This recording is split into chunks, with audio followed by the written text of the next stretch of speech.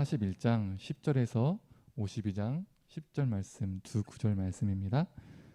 제가 읽도록 하겠습니다. 두려워하지 말라, 내가 너와 함께함이라. 놀라지 말라, 나는 내 하나님이 됨이라. 내가 너를 굳세게 하리라. 참으로 너를 도와주리라. 참으로 나의 의로운 오른손으로 너를 붙들리라. 여호와께서 열방의 목전에서 그의 거룩한 팔을 나타내셨으므로 땅끝까지 모두 우리 하나님의 구원을 보았도다. 아멘. 이제 말씀 전하겠습니다.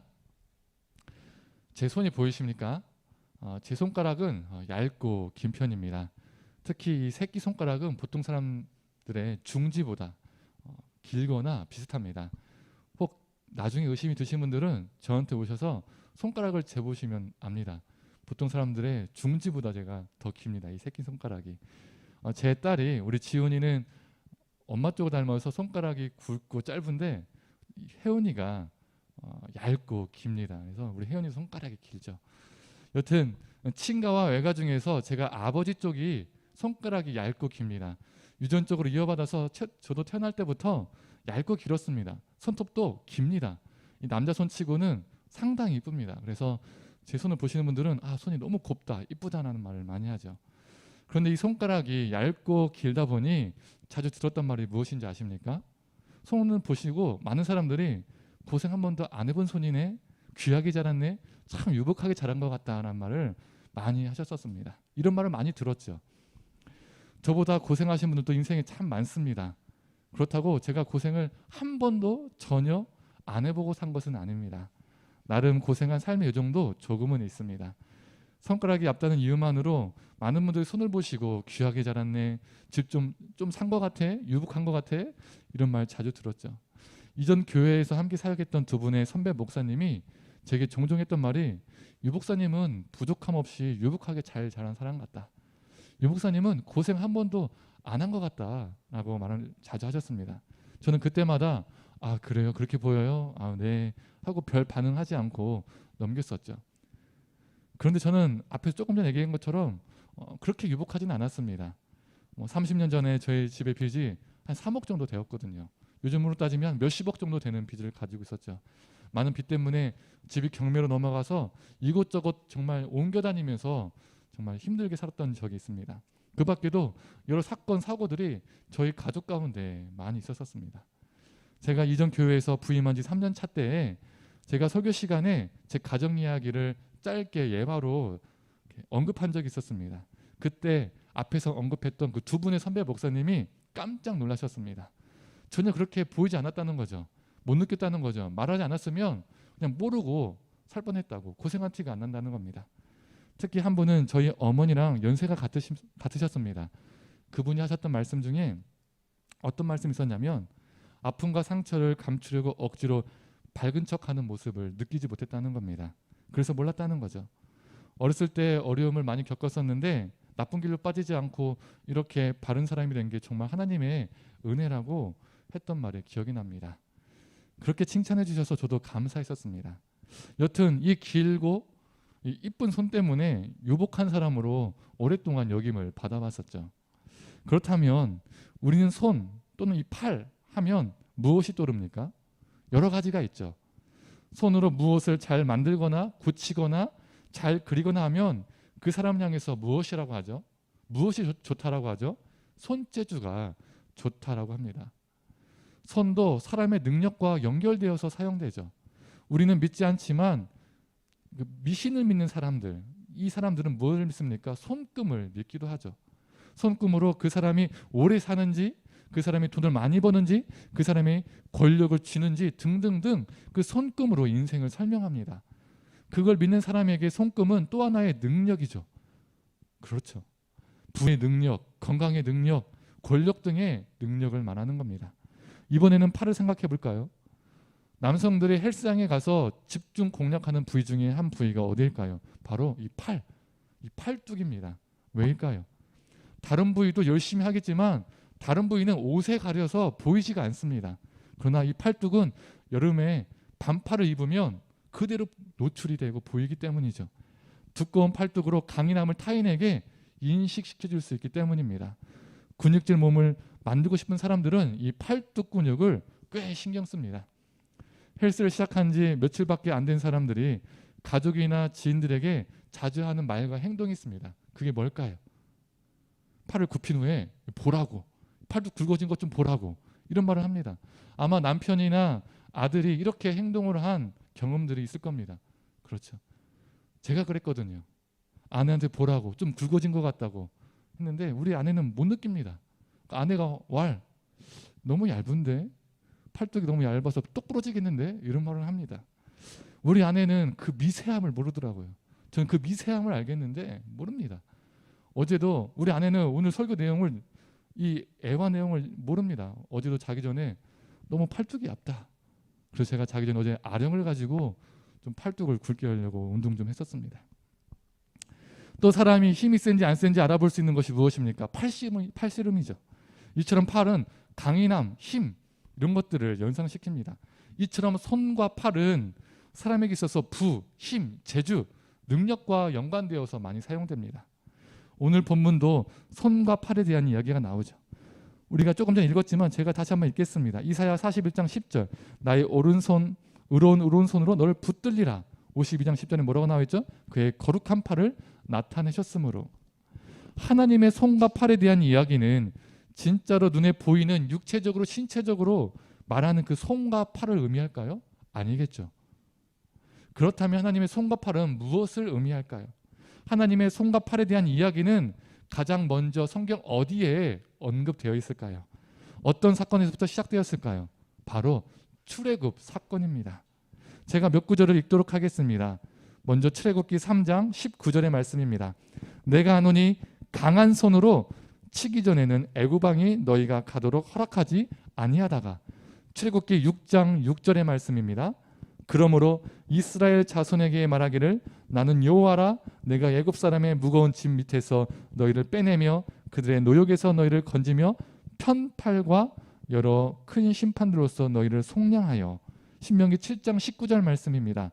내 하나님 여호와께서 너를 인도하여 내실 때에 네가 본 큰 시험과 이적과 기사와 강한 손과 편팔을 기억하라. 내 하나님 여호와께서 네가 두려워하는 모든 민족에게 그와 같이 행할 것이요. 강한 손과 편팔, 오늘 설교 제목이죠. 하나님께서 강한 손과 편팔로 이스라엘을 애굽으로부터 건져내셨다는 겁니다. 그리고 하나님께서 이스라엘 향해서 말씀하시는 겁니다. 내가 나의 강한 손과 편팔로 너희를 애굽에서 인도해냈던 것처럼, 구원해냈던 것처럼 너희를 두렵게 하는 민족이 또 있다면, 또 생긴다면 그 민족들로부터 내가 강한 손과 편팔로 똑같이 구원하겠다라는 말씀이죠. 이처럼 하나님의 손과 팔은 출애굽 사건과 광야 여정에서 여러 번 언급이 됩니다. 출애굽을 한 이스라엘 백성들에게는 하나님의 손은 강한 손이며 하나님의 팔은 편팔이시며, 그 강한 손과 편팔은 하나님의 능력과 하나님의 보호하심, 대적을 무찌르시는 심판을 의미했습니다. 그 손과 팔로 10가지 재앙을 내리시고 홍해를 가르시고 만나와 메추라기를 주시고 적들을 이기게 하시며 광야를 인도하셨다라고 이스라엘은 믿었던 거죠. 오늘 본문 이사야 41장과 52장에서도 앞에서 언급한 것처럼 하나님의 손과 팔이 언급되었죠. 그래서 이 이사야 41장, 52장이 어떤 배경을 가지고 쓰여졌는지 우리는 주목해야 됩니다. 이사야서는 크게 3가지 파트로 나뉠 수 있습니다. 첫 번째 파트는 이사야 1장에서 39장까지의 말씀입니다. 1장에서 39장까지의 말씀은 남유다가 바벨론에게 멸망하기 전에 남유다의 죄악된 상황을 고발하는 내용들이 담겨져 있습니다. 두 번째 파트는 40장에서 55장까지인데 40장에서 55장은 남유다가 바벨론에게 멸망하여서 포로로 끌려간 포로기의 상황을 담고 있습니다. 마지막으로 56장과 66장은 포로 귀환의 이야기를 담고 있습니다. 그렇다면 오늘 본문인 41장과 52장은 어디에 속하지요? 이사야 40장과 55장이 파트 2라고 했잖아요. 이 파트 2에 포함이 됩니다. 두 번째 파트인 이 하나님께서 그 포로로 끌려간 그 포로기 상황을 이야기하시게 하셨다는 거죠. 출애굽에 사용된 하나님의 손과 팔이 이 바벨론 포로기 상황 속에서 재등장한다는 겁니다. 왜 재등장할까요? 이스라엘이 출애굽하기 전에 애굽에 의해서 노예로 고통을 당했던 것처럼 남유다가 멸망하고 나라를 잃고 바벨론의 포로로 끌려간 것이 너무 같다는 겁니다. 애굽 생활, 애굽의 노예 생활과 바벨론의 포로 생활의 공통점이 무엇입니까? 땅을 잃고 나라를 잃고 타국에서 고통과 슬픔의 시간을 보냈다는 겁니다. 그래서 바벨론 포로의 그 이야기를 할 때 출애굽에서 사용된 하나님의 손과 팔이 재등장하는 것이죠. 앞에서 언급했던 것처럼 신명기 7장 19절의 말씀을 제가 다시 한번 읽도록 하겠습니다. 내 하나님 여호와께서 너를 인도하여 내실 때에 네가 본 큰 시험과 이적과 기사와 강한 손과 편팔을 기억하라. 내 하나님 여호와께서 내가 두려워하는 모든 민족에게 그와 같이 행할 것이요. 이사야서가 말하는 것은 이 신명기 7장 19절의 말씀에 근거해서 우리 하나님이 우리가 애굽 가운데 고통 가운데 있었을 때에 강한 손과 펴신 팔로 우리를 건져내셨던 것처럼 다시 한번 우리를 바벨론으로부터 건져내실 것이다라는 말을 하는 겁니다. 그 강한 손과 펴신 팔로 대적 바벨론을 무너뜨리고 이스라엘을 구원하실 것이다라는 그 믿음의 내용을 담고 있는 것이죠. 이는 바벨론 포로기를 배경으로 한 또 다른 이사야 장에도 언급되어 있습니다. 이사야 51장 9절에서 10절의 말씀을 보면 더욱 알 수가 있습니다. 제가 읽도록 하겠습니다. 여호와의 팔이여 깨소서 깨소서 능력을 베푸소서 옛날 옛시대에 깨신 것 같이 하소서 나합을 점이시고 용을 찌르신 이가 어찌 주가 아니시며 바다를 넓고 깊은 물을 말리시고 바다 깊은 곳에 길을 내어 구속받은 자들을 건너게 하신 이가 어찌 주가 아니시니까. 이 바벨론 포로기의 배경 속에서 하나님의 팔을 이야기할 때 어떤 이미지가 사용됩니까? 조금 전 읽었던 10절 출애굽의 이미지가 사용된다는 겁니다. 바다를 넓은 깊은 물을 말리시고 그 깊은 곳에서 길을 내셨다라고 말하고 있죠. 이처럼 하나님의 강한 손과 펴신 팔은 능력과 이방 대적을 휘저으시며 무너뜨리는 심판을 의미했습니다. 그리고 실제로 바벨론 포로 귀환이 3차에 걸쳐서 일어났죠. 하나님이 강한 손과 펴신 팔로 이 이스라엘 민족을 바벨론부터 3차에 걸쳐서 건져내셨다는 겁니다. 그런데 문제가 생겼습니다. 무엇일까요? 포로 귀환을 한 후에 유다가 자유국가로 계속 존속했을까요? 아닙니다. 바벨론이 망하고 메대제국이 무너지고 바사제국이 멸망하고 헬라제국이 소멸하고 로마제국이 그 가나안 땅을 다스렸습니다. 바벨론, 메대, 바사, 헬라, 로마 제국이 계속해서 그 이스라엘 민족을 지배했다는 겁니다. 포로로 살았지만 그리고 포로로 산 후에 귀환을 했지만 여전히 유다는 침략과 정복만 당하고 몇백 년, 대략 500년 동안 타민족의 지배하에 살았었습니다. 계속된 침략과 간섭으로 이스라엘 백성은 어떠한 사상, 어떠한 소망을 붙잡게 됩니다. 그 사상, 그 소망이 뭘까요? 지금은 우리 하나님께서 이 강한 손과 펴신 팔을 오므리고 계신다. 하나님의 손은 강한 손이긴 한데 오므리고 계신다는 거예요. 팔도 원래는 편팔이셨는데 오므리고 계신다는 거예요. 하지만 언젠가 때가 되면 그 오므린 손과 오므린 팔을 펴실 텐데 펴시기만 하면 너희들은 끝장날 것이다. 강한 손과 능력의 팔로 너희들을 휘젓고 무너뜨리고 심판하실 것이다. 그리고 그 손과 팔로 우리를 높일 것이다 라는 그 믿음을 이스라엘 백성들은 가지고 있었습니다. 두더지 게임 아시죠? 마치 두더지 게임은 어떻게 합니까? 강한 손과 팔로 꽝꽝꽝 그 두더지를 때리지 않습니까? 그거가 같습니다. 하나님께서 그 강한 손과 편팔로 두더지 게임으로 이방 나라들을 다 쾅쾅쾅 무너뜨린다는 겁니다. 그렇게 이스라엘은 그날을 고대하고 고대했었습니다. 애국과 바벨론에서 보여주셨던 것처럼 그 강한 손과 펴신 팔로 그 역사를 또 한번 보여주시기를 기대하고 참고 기다렸던 거죠.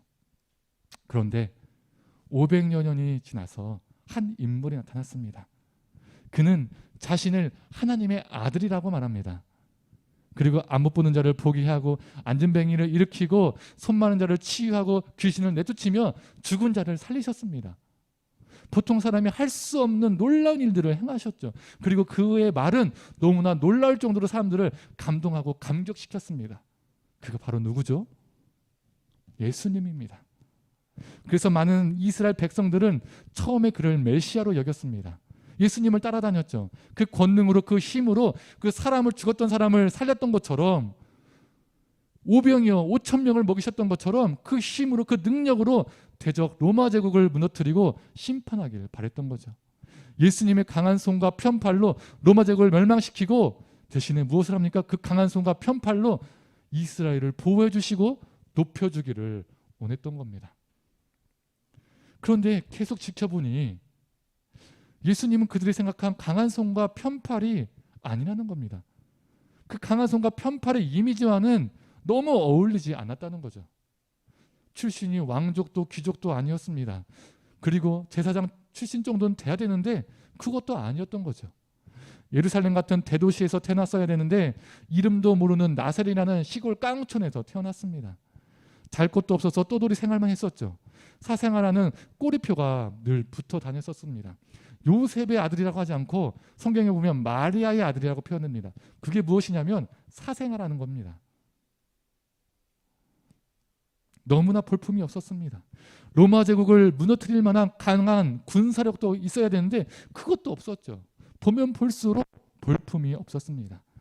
종교 지도자들이 예수님을 거부했던 이유 중에 하나가 바로 이런 이유였습니다. 자신들의 기득권을 유지하기 위해서 예수님을 거부한 것도 있지만 강한 손과 표심팔을 휘두르실 만한 메시아로 보이지 않았기 때문이죠. 만약에 강한 손과 표심팔로 그 휘두르실 만한 그런 메시아로 보였다면 그 종교 지도자들은 예수님 앞에서 벌벌벌벌 떨었겠지요. 그런데 그들이 볼 때 예수님은 볼품이 없었습니다. 초라했습니다. 결국 예수님은 어떻게 되셨습니까? 군병에 끌려가고 채찍에 맞고 뺨을 맞고 침뱉음을 당하고 십자가에 결국 못 박혀 죽으셨습니다. 전혀 하나님의 강한 손과 편팔의 이미지와는 너무 안 맞고 너무 동떨어져 있었던 거죠. 그런데 이스라엘이 놓친 것이 있습니다. 그들이 보지 못한 것이 있습니다. 그게 뭘까요? 이사야 53장 1절의 말씀입니다. 제가 공동 번역으로 읽어드리겠습니다. 그러니 우리에게 들려주신 이 소식을 누가 고지 들으랴? 야훼께서 팔을 휘둘러 이루신 일을 누가 깨달으랴? 이게 무슨 말이죠? 여호와 하나님께서 자신의 팔을 휘둘러서 이루신 일을 누가 깨달을 수 있느냐? 그 능력의 팔로 하신 일을 누가 깨달을 수 있느냐라는 질문이죠. 그리고 이 질문 뒤에 무슨 내용이 바로 나온지 아십니까? 바로 메시아의 고난 이야기입니다. 2절에서 5절까지의 말씀입니다. 우리가 너무 자주 듣고 익숙한 말씀입니다. 제가 읽도록 하겠습니다. 그는 주 앞에 자라나기를 연한 순 같고 마른 땅에서 나온 뿌리 같아서 고운 모양도 없고 풍채도 없은즉 우리가 보기에 흠모할 만한 아름다운 것이 없도다. 그는 멸시를 받아 사람에게 버림을 받았으며 강고를 많이 겪었으며 질고를 아는 자라. 마치 사람들이 그에게서 얼굴을 가리는 것 같이 멸시를 당하였고 우리도 그를 귀히 여기지 아니하였도다. 그는 실로 우리의 질고를 지고 우리의 슬픔을 당하였거늘 우리가 생각하기를 그는 징벌을 받아 하나님께 맞으며 고난을 당한다 하였노라. 그가 찔림은 우리의 허물 때문이요 그가 상함은 우리의 죄악 때문이라. 그가 징계를 받음으로 우리는 평안을 누리고 그가 채찍에 맞음으로 우리는 나음을 받았도다. 아멘. 이스라엘은 강한 손과 편팔의 주님이 이렇게 초라하게 나타날 것이라고 전혀 생각지 못했습니다. 출애굽부터 지금까지 대적을 무찌르는 손, 재앙을 내리는 손, 바다를 가르는 팔, 대적을 향해 휘두르는 팔, 그것에만 그들은 자신들의 마음을 쏘았던 거죠. 그들은 출애굽의 재앙의 강력함과 홍해 기적의 장엄함만 떠올렸지 문설주의 어린 양 피 가운데 역사하신 하나님을 깨닫지 못했습니다. 그래서 이사야 53장 1절 여호와께서 팔을 휘둘러 이루신 일을 누가 깨달으랴? 누가 깨달으랴? 그 팔로 이루신 일을 누가 깨달을 수 있겠냐라고 반문하는 겁니다. 이스라엘이 고대하고 고대했던 강한 손과 편팔은 아니지만 우리 예수님은 진정으로 강한 손과 편팔로 역사하셨습니다. 이스라엘이 여겼던 믿어봤던 이미지와는 전혀 다른데 어떻게 강한 손과 편팔로 역사하셨을까요? 바로 십자가 위에서 자신의 손이 으스러짐으로써 우리를 사랑하셔서 우리를 구원하시기 위해서 고통을 감내하신 그 손이 강한 손이었습니다. 십자가에 못 박히심으로써 좌우에 펼쳐진 그 팔이 바로 권능의 표심팔이었습니다. 십자가 위에서 그 강한 손과 그 펴신 팔로 우리를 죄로부터 구원하셨습니다. 오래전 애굽으로부터 구원하셨듯이, 오래전 바벨론으로부터 구원하셨듯이 우리를 죄로부터 구원하시고 생명을 주셨음을 믿습니다. 이전에 그 강한 손과 펴신 팔로 대적을 무너뜨리고 휘저으시며 심판하셨던 것처럼 십자가에 못 박히신 그 손과 팔은 죄악을 심판하셨습니다. 십자가에 으스러진 우리 주님의 손은 결코 약한 손이 아니라 강한 손이며, 좌우의 십자가로 펼쳐진 그 우리 주님의 편팔은 결코 무능력한 손이 아니라 능력의 표심팔입니다. 우리를 구원하신, 우리를 보호하신, 우리를 대적에서 건져내신, 죄악을 심판하신 강한 손과 표심팔입니다. 그리고 그 손으로 지금도 우리가 지칠 때 잡아주시고 쓰다듬어 주시고 위로해 주십니다. 그 표심팔로 지금까지도 우리를 따뜻하게 품어 주십니다. 그런데 우리는 이스라엘이 원했던, 이스라엘이 몰두했던, 이스라엘이 집착했던 강한 손과 표심팔을 원할 때가 참 많이 있습니다. 경쟁 사회에서 양육강식의 적자 생존의 사회에서 살아남기 위해서 하나님의 그 강한 손으로 내 삶의 여러 장애물들을 다 쓸어 담아 주시고 다 피하게 해주시고 그 표심팔로 나를 높은 곳으로 높여주고 끌어올려 주시기를 바란다는 거죠. 나를 위해서 큰 역사를 이루어 주실 그 하나님을 바라보고 기도할 때가 있습니다. 우리 신앙은 성공주의로 잠식되어 가고 있는지도 모릅니다. 우리가 우리 자녀를 위해서 기도할 때 어떻게 기도합니까? 요셉처럼 다니엘처럼 되게 달라고 기도하지 않습니까? 왜 수많은 성경 인물 중에서 왜 요셉과 다니엘이 주로 언급이 될까요? 요셉과 다니엘은 애굽 제국의 총리였고요, 바벨론 제국의 최측근, 왕의 최측근 신하였습니다. 그렇기 때문이죠. 이 둘의 공통점은 세상적으로 높은 위치에 올라갔다는 겁니다. 내 자녀를 다윗과 요셉처럼 되게 달라고 기도하지만 바울처럼 되게 달라고 기도하는 사람들은 거의 못 들어봤던 것 같습니다. 왜 그럴까요? 바울은 요셉과 다니엘과 달리 어떻습니까? 오히려 반대로 높았던 위치에서 가장 인생의 밑바닥으로 떨어졌던 사람이기 때문입니다. 정말 고생을 많이 했던 사람이죠. 자녀들을 위해서 하나님 다니엘처럼 요셉처럼 되게 해주세요라는 기도 많이 들어봤지만 바울처럼 되게 해주세요라는 기도는 거의 못 들어봤습니다. 우리가 자녀들을 위해 기도할 때 하나님 우리 자녀들이 다윗처럼 다니엘처럼 요셉처럼 되게 해서 기도할 때 노예가 된 요셉을 그려봅니까? 죄수가 된 요셉을 떠올립니까? 사자밥이 될 뻔한 불구덩이에서 다 죽을 뻔한 다니엘을 떠올립니까? 아니죠. 다 삭제합니다. 다니엘처럼 요셉처럼 되게 달라고 기도할 때는 오직 세상적으로 높은 위치에 있는 것만 떠올리며 기도할 때가 많다는 겁니다. 인간의 눈에 보이기에 딱 좋은 그 부분만을 우리가 잘라서 우리 삶에 복사하기를 원한다는 거죠. 강한 손으로 이 인생의 장애물은 치워주시고 그 강한 손으로 내 자녀가 높은 위치에 올라가게 해주시고 선한 영향력을 끼치게 해달라는 겁니다. 능력의 표심팔로 내 자녀를 품어주시고 내 자녀의 앞에 있는 수많은 장애 요소들, 성공을 막는 방해 요소들을 다 치워주시기를 원한다는 거죠. 우리가 우리 자녀들과 우리 자신들을 위해서 기도할 때 우리의 욕망이 들어있지는 않습니까? 우리는 우리 자녀들을 그리고 우리 자신들을 그렇게 몰고 있지는 않습니까? 설교 서두에서도 손과 팔은 능력을 의미한다고 했죠. 그래서 우리는 적자 생존의 사회에서 능력주의의 삶을 추구하며 살고 있을 수도 있습니다. 지금은 모르지만 언젠가는 날 성공시켜 주실, 날 띄워 주실 하나님을 기대하면서 말이죠. 그런데 정말로 우리 자녀가 다니엘처럼 요셉처럼 되기를 바라고 기도한다면 다른 무엇이 아니라 오직 하나님 때문에 우리 자녀가 모든 것을 다 잃고 인생의 밑바닥까지 갈 수 있다는 것도 받아들여야 합니다. 오직 예수 그리스도를 위해서 내 자녀가 노예가 되는 상황, 죄수가 되는 상황, 인생의 모든 길이 다 막히는 상황까지 감내할 줄 아는 그 자녀로 키워야 한다는 거죠. 하나님의 말씀으로 살다가 사자밥이 될 수 있다는 것도 받아들이고 가르쳐야 됩니다. 세상에 수많은 어긋나고 뒤틀린 주류 문화가 그 가치관이, 세속적인 가치관이 굶주린 사자처럼 너를 무너뜨리고 너를 삼킬 수도 있다라는 것을 가르치고 양육시켜야 됩니다. 너가 그 신앙을 지키다가 불구덩이에 빠져서 그리고 너가 고통 속에서 정말 살 수 있다는 것도 받아들이게 하고 자녀들을 그러한 신앙으로, 그러한 삶으로 가르쳐야 합니다. 그런데 이러한 전쟁, 이러한 과정은 다 빠지고 이스라엘처럼 그 강한 손과 표심팔로 나와 내 가정과 내 일터를, 내 자녀들을 높이 세워주기만을 바란다는 거죠. 이스라엘처럼 우리는 이사야 53장 1절에 나오는 여호와의 팔, 즉 능력의 팔로 휘두르신 그 팔만 집중하고 있는지도 모릅니다. 그 이후에 바로 나오는 2절, 3절, 4절, 5절, 6절, 7절, 8절, 53장 끝절까지 나오는 메시아의 고난을 외면하고 있는지도 모릅니다. 그러나 사랑하는 우리 성도님들, 여호와께서 팔을 휘둘러 이루신 일을 누가 깨달으랴, 누가 깨달을 수 있겠느냐라는 이 질문 뒤에 메시아의 고난이 나오고 있다는 것을 우리가 기억해야 합니다.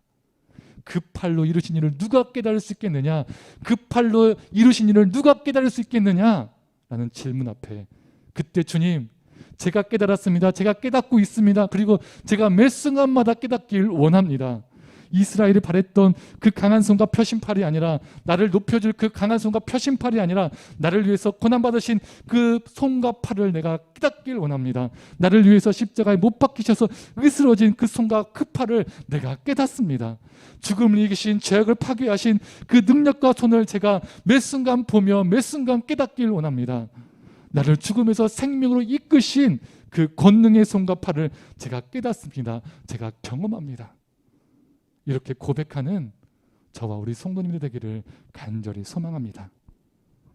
이제 말씀을 정리하겠습니다. 이 고난 주간 가운데 주님의 강한 손과 표심팔을 깊이 묵상해 보았으면 좋겠습니다.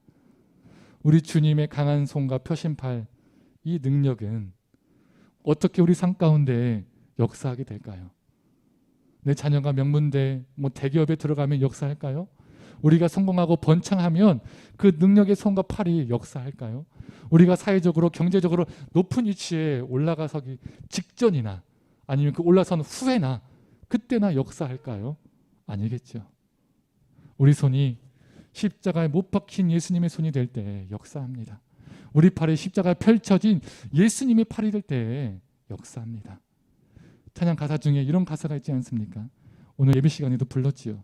주의 손에 나의 손을 포개고 주의 발에 나의 발을 포개요. 이 가사처럼 우리의 손과 팔을 주님의 손과 팔에 포갤 때 역사합니다.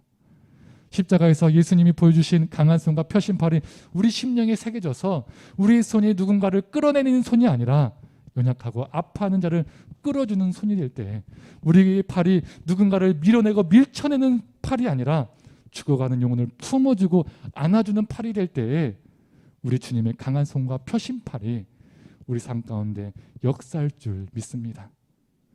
예수님의 손과 팔처럼 우리의 손과 팔도 위로의 손과 팔, 섬김의 손과 팔, 사랑의 손과 팔, 나눔의 손과 팔, 생명을 나누는 손과 팔이 되어서 강하신 우리 하나님의 손과 팔의 역사를 경험하시는 인생이 되기를 간절히 축원합니다.